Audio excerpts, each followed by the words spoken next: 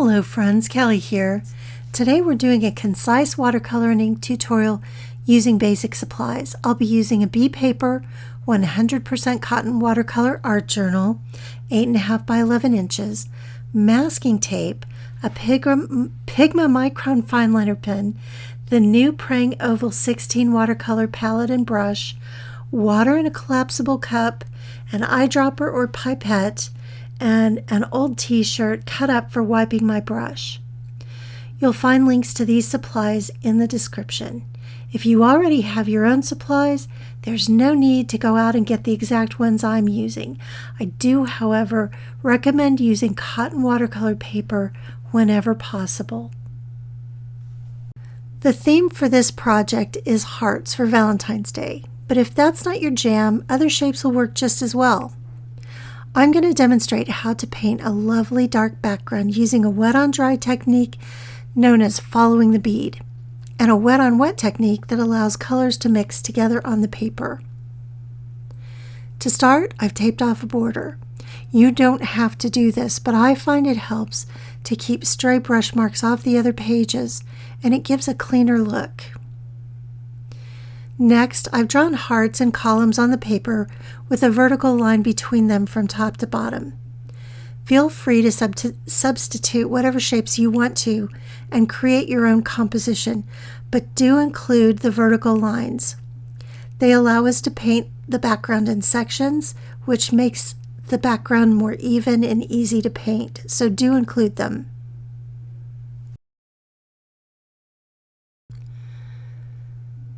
Once the design is drawn, we can paint the background in layers for depth. We'll mix our own gray, which will make the bright colors of our hearts and shapes just pop right off that page. To mix the gray, fill one of the mixing sections of your palette full of clean water.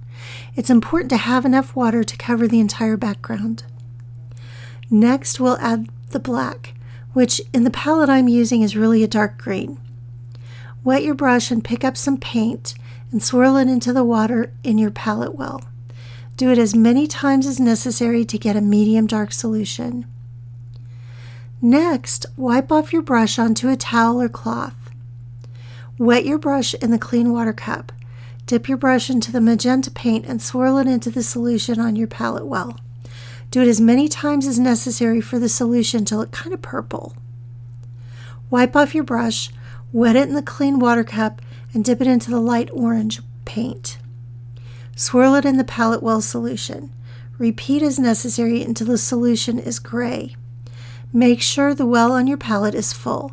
You may have more than you need, but it's much better to have too much than not enough. You don't want to have to mix more because it's really hard to get the exact same solution, and we want the background to be consistent. You may have to add more magenta and more of that dark green black and more of the orange until you get just the right combination. Now that we have a gray solution, fill your brush with it and begin at one corner at the top and paint over to the edge of the line. I'd like you to notice the wet edge. It's a little bit darker and there's a little bit more liquid at the bottom of it. That's the bead, and you follow the bead and keep that wet edge as you're going. At the end, if there's a big bead of fluid and you don't have any place else to paint, simply wipe off your brush and with your dry brush, absorb the excess liquid. Keep your paper slightly tilted up so that the fluid moves down. If it flows back to where you've already painted, it can leave blooms. Add solution to your brush as needed and go around your hearts and shapes. Once you have painted that column of the background, skip the next column and go to the third one. Repeat the process you completed in the first column until all of the odd columns are painted. Gently touch the paper at the top of the first column. It will probably be dry to the touch, but cooler than the unpainted paper. That means it's still drying. The water is evaporating, which makes the paper cooler. If you're confident you can paint the second column without touching the first one, you can continue. But if you're not sure, Wait until it's very dry to start the second column. When you're ready, repeat the painting process for all of the even columns and let them dry. Once you've finished painting the entire background, you need to let this paper rest. You need to let it completely dry. So take a break. I like to take this opportunity to do some chores that take a few minutes, up to a half an hour. That gets me moving around and keeps me from being impatient and continuing to paint before the paper's dry. Now we're ready to put a second layer of paint on the background. Make sure you have plenty of water in your well and mix more gray solution if you need to, this time with a little bit more paint. In other words, a little bit darker. Repeat the painting process of painting the odd columns and then the even ones. If you like the background value, in other words, if you feel like it's as dark as you want it to be, then you're done. If you want it even darker, just repeat the process a third time. I've been thinking about doing a video like this for a long time. I have friends at the art house, and just yesterday I was talking specifically to Judy, and she said, I've been wanting to learn watercolor, but when I go to the art store, I see all these tubes, and there are so many choices, and I don't know whether I should just get a couple of tubes and try it. It's so confusing, I get discouraged, and then I never even try it. So I hope this tutorial helps her and anyone like her who wants to learn and wants to see what it's all about, but you're not ready to invest a lot of money and it's just too confusing trying to figure out what to get. You don't need to. This watercolor palette comes with a good brush and it has everything you need in it to learn. You don't need to worry at this point about whether your watercolors are light fast or you don't need to know the pigment names. You don't need that to learn. That comes later if and when you decide you don't want to just do this in your sketchbook or you're not just learning anymore and you want to start selling. That's when it gets important to research your materials. But for now, it's going to blow your mind what you can do with just this very humble watercolor palette and brush. You do need good paper. I do advocate for cotton paper. If you can't afford it and you just have to get like Strathmore 400 watercolor paper, by all means do it. But if you can afford cotton watercolor paper, that's the one supply I think you should invest in. In between layers, don't forget to take a break. Let that paper dry completely so you keep a nice even background. I decided I wanted a third layer because I wanted it just a bit deeper and richer. Now I'm using cotton paper.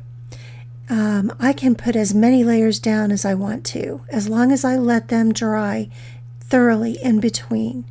If you're using a pulp paper like Strathmore 400 or any other kind of student grade pulp paper, bear in mind that it doesn't like to have layers put down. So you may only get to put down 2 layers before your paper starts getting overworked and it quits accepting more paper.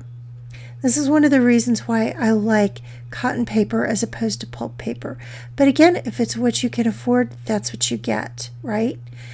Just bear in mind that that is one of the limitations of pulp paper. 2 layers is about as many as you're going to get, so be sure you get it as dark as you want to in those 2 layers. And I suggest making the first layer not so dark and the second layer much, much darker.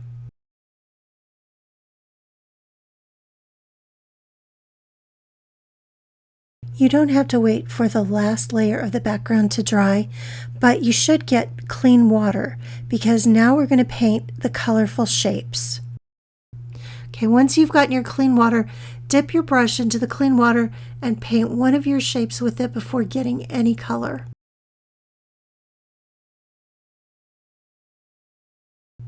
Next, dip your brush into the magenta paint. Get a fair amount of it on the brush, then touch it to the left side of your shape. See how it moves? This is the magic of wet on wet technique. Quickly wipe your brush clean, then dip it into the clean water, and then dip it into the light orange paint. Get a good amount of paint and touch it to the right side of your shape. It may not move to the middle quite as much, so you might have to help it over a little bit. Be sure and keep your paper slightly tilted so that the fluid runs down. We want to think a little bit about color distribution. I'm going to paint every other heart diagonally from the left to the right, the same color combination. You're welcome, of course, to do the same thing I am, especially if you're doing the same composition. But if you're doing your own, think about how many color combinations you want to do and where you want to put them so that they're distributed evenly and in a pleasing way.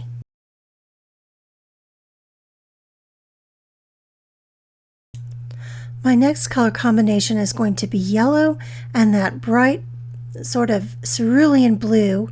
That's so beautiful. And I'm using the exact same technique. Now you'll notice I had a little extra at the bottom that I did not want. I did not want that water to stay there and then reabsorb into the paper and cause a bloom. So I just dabbed my brush and dried it off and absorbed that little extra liquid. And then I'm going to show you here that I'm doing the yellow first. Same technique, wetting it down with clean paper, putting the yellow down, and then cleaning the brush off, and then putting the blue down. And just look how they mingle. Isn't that gorgeous? And there I am, just dabbing the extra fluid.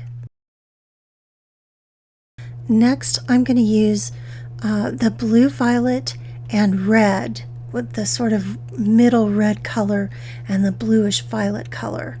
I think that's a pretty color for Valentine's Day. I think those two go together pretty well.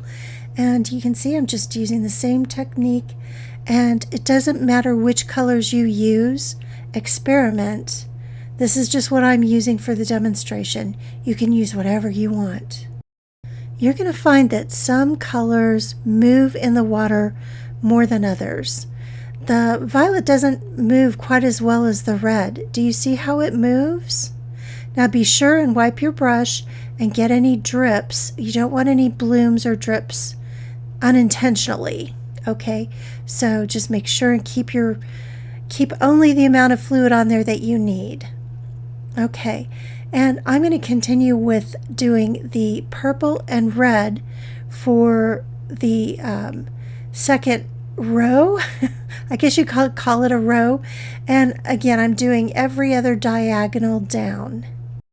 Each one of these is going to be just a little bit different, and that makes it sort of lively and dynamic and makes you know that a human actually painted this.